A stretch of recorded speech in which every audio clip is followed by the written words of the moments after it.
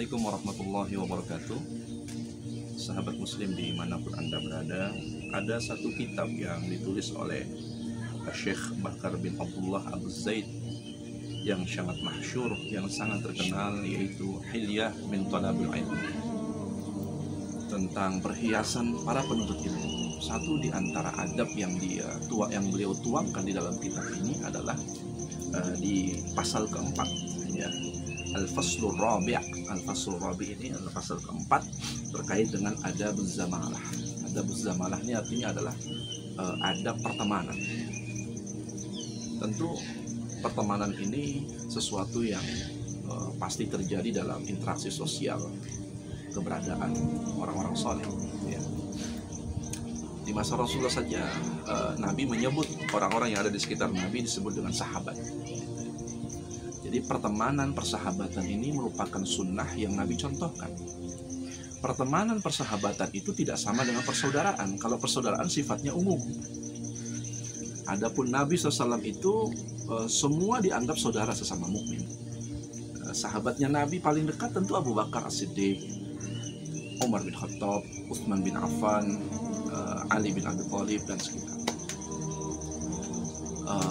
Karena itulah di dalam persahabatan pertemanan itu, ini juga satu paket dengan seorang penuntut ilmu itu pasti dia berinteraksi dengan persahabatan. Karena itulah kitab Hilyah Thalabul Ilmi ini memasukkan adabuz zamalah, adab pertemanan itu, agar jangan sampai seseorang tidak memahami adab pertemanan sehingga terjadi kekacauan dia di dalam memahami agama ini. Setidaknya ada tiga pasal yang dimasukkan oleh Syekh Bakar Abu Zaid ini. Yang pertama, berhati-hatilah terhadap teman yang buruk, kata beliau. Berhati-hatilah terhadap teman yang buruk. Kama annal iraqa dassasu fa innal adabus su' dassasu idit tabi'atu naqalah wa taba'u syarraqah. Sebagaimana dikatakan bahwa akhlak seorang ayah akan menurun kepada anaknya, demikian pula adab yang buruk juga akan menular. Jadi sampai Nabi mengatakan, sesungguhnya kalau kalian ingin melihat agama seseorang, maka lihatlah dengan siapa dia berteman. Karena teman itu mampu menularkan perilakunya, sifatnya, adabnya pun juga akan menular. Kalau kita punya teman yang baik, adab baik akan menular pada diri kita. Kita punya teman yang buruk, menular pada kita. Oke. Karena itulah beliau Syekh Bakar Abu Zaid membagi tentang 3 sifat, 3 karakter teman. Yang pertama, as-sadiqul manfa'ah. Ada teman itu yang kerjanya hanya mengambil manfaat. Yang kedua, as-sadiqul ladzah. Ada teman yang hanya ingin mengambil kesenangan saja. Dan yang ketiga, as-sadiqul fadilah. Ada teman yang ingin mengambil kemuliaan dan keutamaan. Dari 3 ini, kata Syekh Muhammad Shalih Al-Utsaimin di dalam kitab syarah. Jadi Syekh Muhammad Shalih Al-Utsaimin dia menulis kitab syarahnya juga, penjelasan dari kata-kata Syekh Bakar Abu Zaid ini.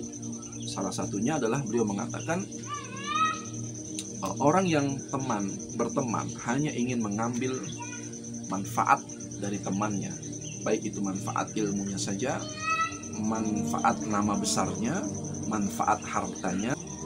Kata Syekh Shalih Al-Utsaimin, sesungguhnya teman seperti ini bukan teman sejatimu. Kenapa?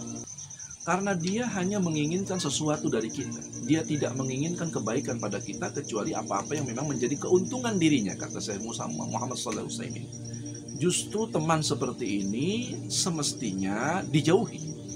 Semestinya kita meninggalkannya. Kenapa?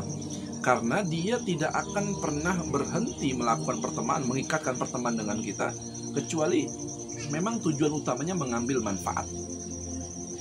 Jadi kalau bahasa lainnya, memanfaatkan. Baik itu hartanya, ilmunya, kehormatannya, nama besarnya. Itu biasanya teman seperti ini, kalau kemanfaatannya itu sudah hilang dari diri kita, sudah diambil dari kita, sudah didapatkan dari kita, biasanya teman seperti ini memang tidak akan punya kesetiaan. Dia akan tinggalkan kita. Nah, jangan sekali-kali kita mengikatkan pertemanan dengan teman-teman semacam ini. Yang kedua, kata beliau, ada shadiqul ladzah. Shadiqul ladzah ini kata Muhammad Shalih Utsaimin, bahkan dia menjelaskan bentuk shadiqul ladzah, bentuk teman-teman yang suka nyari senang doang. Misalnya, ada teman yang kerjanya itu nyarinya senang aja, nggak ada yang baik-baik, pokoknya asal jalan-jalan, traveling, kemana aja demen tuh yang begitu. Tapi kalau teman ini diajak ngaji, diajak majelis, diajak yang baik-baik, nggak mau. Nah, ini berarti teman yang hanya ingin mengambil kesenangan. Atau teman yang senangnya orang itu sejalan dengan dia, senang aja. Jadi sejalan dengan dia tuh maksudnya kalau kita punya temannya sudah lagi tidak sejalan dengan kita, sudah tidak mau diajak happy-happy, sudah tidak mau diajak senang-senang, maka biasanya kita ditinggalkan. Maka jangan ikatkan dengan pertemanan seperti ini. Yang terakhir ada shadiqu fadilah, ada teman yang mengejar keutamaan, kemuliaan. Nah, teman seperti inilah yang disebut oleh Nabi SAW, mereka bertemu karena Allah, mereka berjumpa karena Allah, mereka pun berpisah karena Allah. Maka tentu sahabat muslim dimanapun Anda berada, carilah teman seperti ini. Dia akan berlomba-lomba untuk mengejar kebaikan. Dia tidak akan pernah fanatik buta dengan kita. Kalau kita salah, dia pasti akan luruskan. Justru teman yang tidak meluruskan sahabatnya, temannya ketika bengkok, ketika salah, maka teman seperti ini bukan teman yang setia. Kalau Anda diluruskan, Anda diingatkan, Anda telah berbuat salah, Anda telah khilaf, Anda telah tidak masalah. Orang berbuat dosa nggak masalah. Orang berbuat maksiat nggak masalah. Yang penting, begitu dia sampai pada titik kesadaran bahwa dia melakukan perbuatan kesalahan, perbuatan salah, maka karena dia punya kesadaran yang tinggi untuk kembali kepada Allah.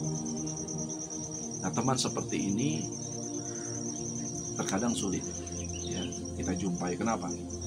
Karena dia mengikatkan pertemanan itu orientasinya adalah lillah, karena Allah. Bukan hanya mencari kesenangan, bukan mencari kemanfaatan. Begitu ada kesalahan, kebengkokan yang dimiliki sahabatnya, tentu dengan cara yang ihsan, dengan cara yang baik, sebagaimana metode-metode meluruskan, metode-metode Nabi SAW itu meluruskan orang-orang dekatnya ketika mereka melakukan kesalahan, tentu harus diterapkan semuanya. Mudah-mudahan kita jumpai sahabat-sahabat yang baik, agar ini merupakan jadi bekal bagi kita untuk beradab pada teman itu dengan adab yang baik. Supaya apa? Supaya ikatan interaksi ukhuwah di antara kita ini bisa kita saling menjaganya. Kurang lebih mohon maaf. Assalamualaikum warahmatullahi wabarakatuh.